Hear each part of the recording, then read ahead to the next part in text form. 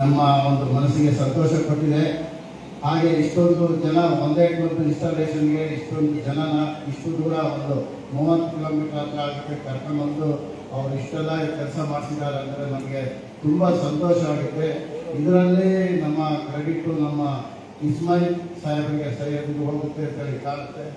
ಅವ್ರು ಇಸ್ಮಾಯಿಲ್ ಅಂದರೆ ಈ ಸ್ಮೈಲು ಅವ್ರದ್ದು ಯಾವಾಗಲೂ ಈ ಕ್ಲಬ್ಬಲ್ಲಿ ಇರಲಿ ಅಂತೇಳಿ ಕೇಳ್ಕೊಳ್ತಿದ್ದ ನಾನು.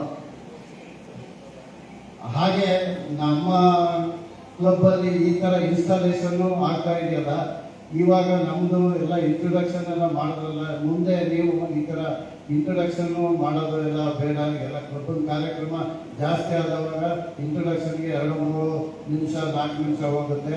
ಆದ್ದರಿಂದ ಕಟ್ ಮಾಡಿ ಸಮಯ ವ್ಯರ್ಥ ಮಾಡೋದು ಬೇಡ ಅಂತ ಹೇಳ್ತೀನಿ.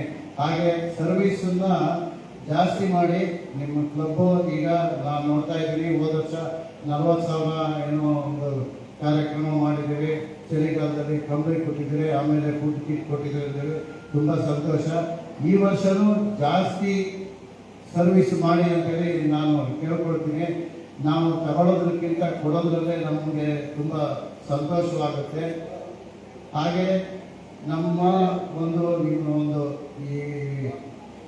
ಈ ಒಂದು ಕಾರ್ಯಕ್ರಮದಲ್ಲಿ ನಾನು ಏನು ಹೇಳ ಬಯಸ್ತೀನಿ ಅಂತ ಹೇಳಿದ್ರೆ, ಈ ಒಂದು ಸಮಾಜ ಸೇವೆ ಮಾಡೋದ್ರಲ್ಲಿ ದುಡ್ಡು ಇರುವವರೆಗೆ ಮಾಡಬೇಕಾ, ಬೇರೆಯವ್ರು ಮಾಡಬಾರ್ದು ಅಂತೇಳಿ ಮೊನ್ನೆ ಒಂದು ಹೇಳಿದ್ದೆ. ಇವರೆಲ್ಲ ತಿಳ್ಕೊಂಡು ಮೊನ್ನೆ ಹೇಳಿದ್ದೆ ಅಂತ ಹೇಳ್ತಾರೆ ಅಂತ ತಿಳ್ಕೊಂಡಿದ್ದಾರೆ. ಅದಲ್ಲ, ಒಂದು ಡೆಲ್ಲಿಗೆ ಒಂದು ಕಾಲ್ ಮಾರ್ಕೆಟ್ ಅಂತ ಹೇಳಿದೆ. ಅಲ್ಲಿ ಬೆಳಿಗ್ಗೆ ಸಾಯಂಕಾಲ ಎಲ್ಲ ದಿನಕೂಲಿ ನೌಕರರು ಅಲ್ಲಿಗೆ ಬರ್ತಾರೆ. ಬಿಹಾರದಿಂದ, ಒರಿಸ್ಸಾದಿಂದ ಎಲ್ಲ ಕಡೆಯಿಂದ ಬರ್ತಾರೆ. ಅವರೆಲ್ಲ ಇಲ್ಲಿಟ್ರೇಟು, ಓದೋಕ್ಕೂ ಬರೆಯೋಕ್ಕೂ ಬರೋದಿಲ್ಲ.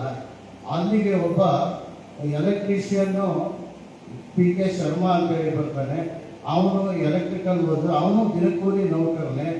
ಇವರಿಗೆಲ್ಲ ಬೇರೆ ಕಡೆ ಬಿಹಾರ, ಒರಿಸ್ಸಾದಿಂದ ಬಂದವರಿಗೆ ಕಾಗದ ಬರೆಯೋದಕ್ಕೆ ಅಂತೇಳಿ ಅವ್ರಿಗೆ ಇಷ್ಟ ಇರುತ್ತೆ, ಅಂದರೆ ಕಾಗದ ಬರೆಯೋರಿಲ್ಲ. ಇವನು ಈ PK ಶರ್ಮಾ ಅನ್ನೋರು ದಿವಸ ಬೆಳಿಗ್ಗೆ 1 ಗಂಟೆ, ಸಾಯಂಕಾಲ 1 ಗಂಟೆ ಕಾಗದ ಬರ್ಕೊಟ್ಟು ಅವ್ರಿಗೆ ಅನುಕೂಲ ಮಾಡಿಕೊಡ್ತಾನೆ. ಅವರೇನು ಅದ್ರ ಬಗ್ಗೆ ಅವನು ದುಡ್ಡು ತಗೊಳ್ಳೋದಿಲ್ಲ, ಏನೂ ಇಲ್ಲ.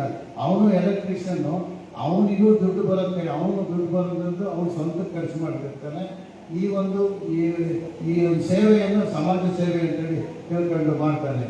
ಹಾಗೆ ದೊಡ್ಡ ಸೇವೆ ಮಾಡಬೇಕು ಅಂತ ಹೇಳಿದ ನಿಮಗೆ ಎಷ್ಟು ಶಕ್ತಿಯಾದ ಸೇವೆ ಇದೆಯೋ ಅಷ್ಟನ್ನ ಸೇವೆ ಮಾಡಿ ಅಂತೇಳಿ. ಒಬ್ಬ ಮರ ಹುಡುಗಪ್ಪ ನಡ್ತಾ ಇರ್ತಾನೆ ರೋಡ್ ಸೈಡಲ್ಲಿ. ಅವನೊಬ್ಬ ಹುಡುಗ ಬಂದು, ಯಾಕೆ ತಾತ ನೀನು ರೋಡ್ ಸೈಡಲ್ಲಿ ಮರ ನಡ್ತಾ ಇದೆಯಲ್ಲ, ಈ ಮರ ನಟ್ಟು ಬೆಳೆದು ಅದ್ರ ಫಲ ಕೊಡೋದು ಯಾವಾಗ ಆವಾಗ ನೀರು ಇರ್ತೀಯ, ನೀನು ಎಲ್ಲೋ ಬದುಕಳ್ತೀಯಲ್ಲ ಅಂತೇಳಿ. ಆಗಲ್ಲ, ನಾನು ಈಗ ತಿಂತಾ ಇರಲಿಲ್ಲ ಹಣ್ಣು, ನನ್ನ ಪೂರ್ವಜರು ಮಾಡಿರೋದು ಫಲ ಅದು. ಹಾಗೆ ನಾನು ನೆಟ್ಟು ಮರ ಮುಂದೆ ಯಾರಿಗಾರು ನೆರಳಾಗ್ಬೋದು, ಫಲ ಕೊಡ್ಬೋದು ಅಂತೇಳಿ.